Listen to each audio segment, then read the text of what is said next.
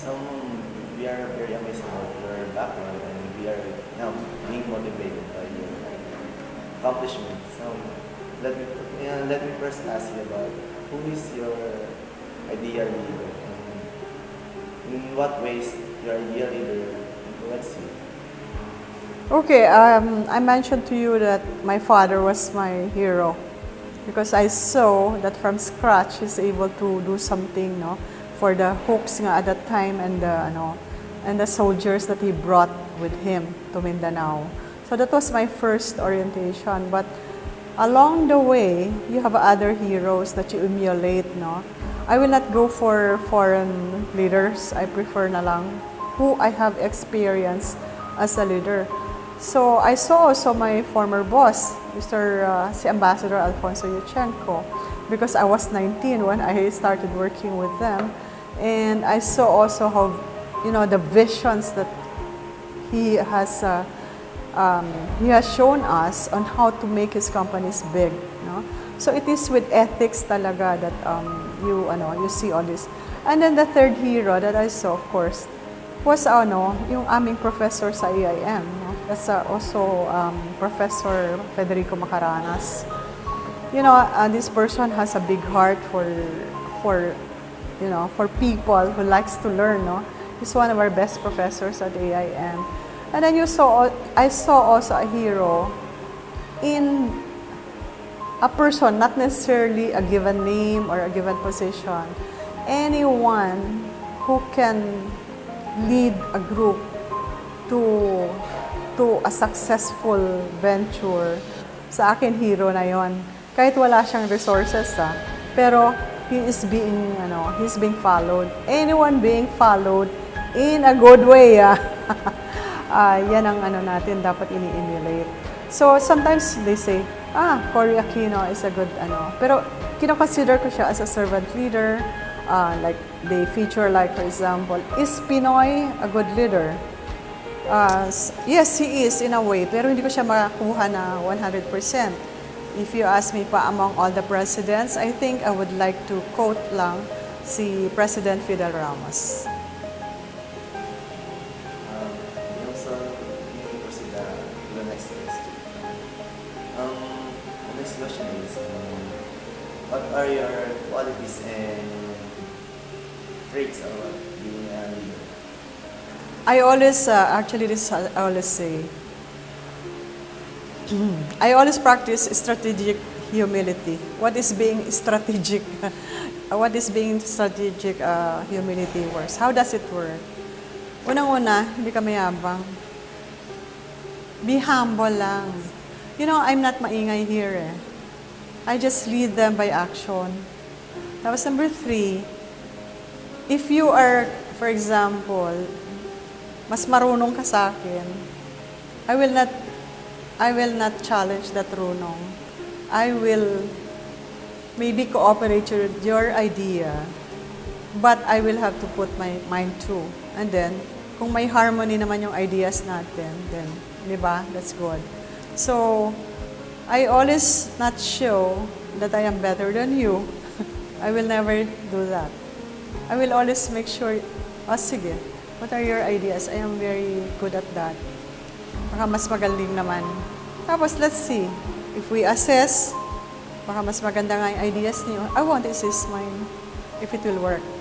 Diba? Ngayon, hindi nag-work. I will be victorious about it. Kasi, kahit hindi niyo ako pinakinggan, hindi nag-work yung sa inyo, I can still say, okay, can you try mine? Yan. Pero there are things naman about these traits kasi not everyone could have it. You have to be really As a leader, ma'am, how do you monitor the performance of individual leaders? You have to be very good at that. Oo. First of all, when you get an employee nga, for example, when I interview, I lay down what is expected kasi kaagad. So this is what is required. This is what you will do.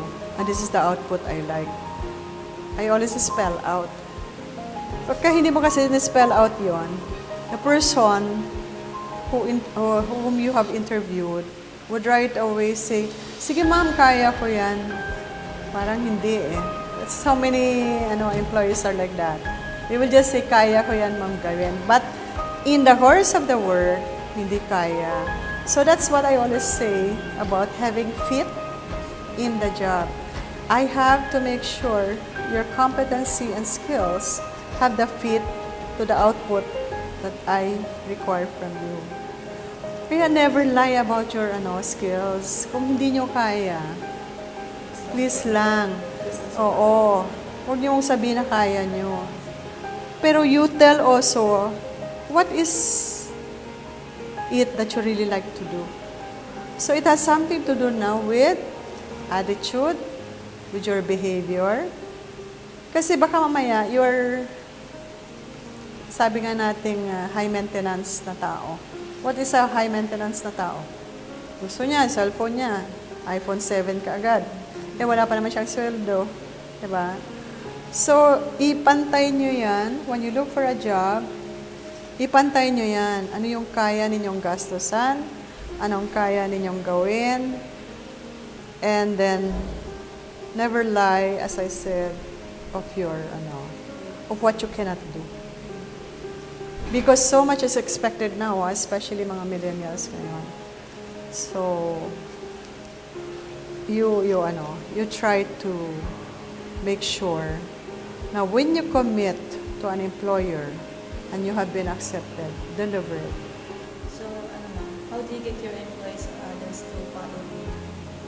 You have to make sure that everyone has their voice. You have to hear out everyone. Pag may problema, I'm very patient kasi to mentor eh. And I'm very good in motivating people. Kasi nga, if you are able to motivate, kunwari siya, I'll motivate you. How? By encouraging you. Learn this Learn, ito yung next. Hanggang sa maging na siya, continuously learn by this person. Tapos, at the end of the day, di ba, just like a baby, you wane away the baby. From drinking milk from the bottle, naging glass na siya, then eventually, ibang klase yung pag-inom mo. So, it's a process by itself. So, ilang tao ang katulad ko na matyaga? The question will be, what is your greatest strength when it comes to your ethics? I'm sorry? Greatest strength? A strength? I'm a very patient person and disciplined person. For example, when I say patient, it's really 1 to 10, I'm 9.99. 0.1 na lang, nainis na ako. Ayaw makinig eh. Pero I won't take it against you. Maybe you have other reasons why you don't like to listen to me. Discipline is, of course, that one is very much tested. Ako dyan. I'm the only person yata here who comes 15 minutes before the meeting. Parang gano'n. That's one example lang. Who would wake up at 4 o'clock in the morning if I have a trip at 7 o'clock. That's 3 hours lead time. Because I really do a study of what I'm going to take up at 7 o'clock. The other discipline I see in myself is I'm very frugal with money because I want protection in my life. Alam mo naman yun, that's the other side of your existence. Hindi ka pwedeng mabuhay sa mundo na walang pera, di ba? Or hindi ka pwedeng sasabihin mo lang, siguro the future, bahala na si Batman, etc. Never say it, bahala si Batman. Because nobody will help you after. So that's why I always teach the quadrant of life. Yung quadrant of life, 4 quadrants yan. Alin yung mga dapat mong galawin dyan, or baguhin, or enhance. So that's the discipline I do. I'm very, and then when I say, kunwari, I commit na, I have to do it. If you commit, sige, I will pray with you the 15 mysteries at a certain date, certain time. I'm there.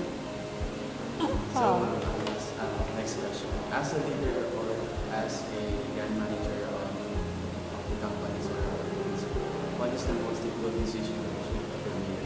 The most difficult. Terminating people. How hard. Oo. Even if the person already has, yung, how do you call it, violations. Like, when I was with the MMDA, most of our enforcers, I'm the terminator.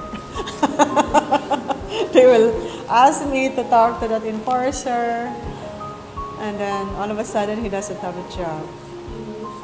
Typically to evaluate your Employees? Well, of course, I always look na for, as I always say, di ba, productivity. Ano yung productivity? Measurable yan di ba? How many, kunwari, you're saying, how many employees, the 5 of you, are able to do it in 3 days instead of 5 days. You are productive. How did you do that? By being efficient. Yung efficiency naman kasi is when you are not wasting time, money, effort, what else, no? Energy, electricity, mga ganyan. So, if you are salespeople, for example, how many did you sell? Ganyan ako kaagad. How many did you sell? Kasi we sell solar PV systems. So we put this on the rooftops with an inverter, etc., etc. So tatanungin kita, how many did you produce today? Or this week? Or last month? I always ask. I have to monitor that. Kasi, meron kaming merong sa amin ang CEO namin. May quota. Like for example, I want 5 megawatts for a quarter. You know what is 5 megawatts? Di ba? Hindi, malaki yun. So, let's just say, sinabihan ako, I want 1 megawatt for the month. Would you believe you were able to make it this April? Kung kailan ako paalis, saka. So, because they're so motivated. The 1 year and 8 months that I was handling sales, it grew. I was able to train already people how to sell, how to be technically equipped, mga ganyan. So that's part of your monitoring. When you say naman, incentives, iba naman yon. So you're able to pay them their salary. They're motivated by your being a leader to them or being a mother to them for that matter. And then, of course, the incentives. So it's easy to monitor people when they understand very well what they are supposed to do and what they are supposed to produce. So focus, mastery, and of course, the commitment of each one. Ma'am, what are your current goals for the company? Current what? Goals. Goals for the company? Okay, our CEO would tell us, okay, guys, for the year, I want 5,000 megawatts. So you work for that common goal. So each division is given a chance na per quarter, this is what is our contribution to the 5,000 megawatts. How? So we define this. And then you go down to the employees. How can you contribute? So we're assigned megawatts here. Like, sa amin, 5 megawatts. After the 5,000, I think it's more now. But that is how we are being, trained here. You should have your goal. Try to figure out how your division can be part of the achievement of the 5,000 megawatts. Yung ganon. So, each employee is now tasked. Okay, guys. Division, this is our KPM. KPM is the key performance matrix. KEM is about your behavior. Our behavior is now being measured. What is the significant change that you have brought to your organization? Particularly here, dito tayo sa Solar Philippines. Since at the time that I came here, August 2016, the structure is still not so good because they're only 2 years old at that time. We're only 4 years old this time. So, I was tasked a troubleshooter, as they call. The first significant thing I did was put order. When I say put order, at least your tables and chairs are properly tucked after office, di ba? Basura, that's cleanliness, that's part of our 5S. So in short, what you see now is different from what it was in 2016. So I became the head of HR. I only had 3 staff at that time, 104 employees, but we are 800 now. So imagine the leap, di ba? The second thing I did was renovate the office. So what you see now, di ba? Workstations namin. Ganon, open. Di ba? Ganon sila, they face each other. That's my idea. Kasi, ano yan eh, ito, wala ito dati. What was this before? Bodega. So I put up, ngayon, they have a lounge where they can eat. So I started getting this person who would supply the food. Ganyan. The third thing is of course the sales. I'm focused now. Hindi na ako HR, hindi na ako admin. Rooftop sales na ako. So I was doing that since I improve, of course, with the of the owner, how to make sales better. So there's more policy, there's more methodology, there's more motivation, incentives that were introduced. Kayo, because Last question. yeah. What advice that you can give to us as a future leaders? Okay, so you will be graduating next year, no? Okay, at this point in time, figure out, don't make it difficult for your parents how you will earn. Kasi our role as parents should end by the time we graduate. My goodness, give us naman some sense of happiness there, no? Not necessarily to repay back. Kasi sa amin, pag nakagraduate ang mga anak namin, we are so happy. That means to say, because we treat you as our jewels. We treat you, di ba, from the time you were born, you were taken care of. And so this is the last stage. Makita lang kayong, my goodness, in your graduation attire. Tama na yun, huwag ka nang pahirapan ng pera.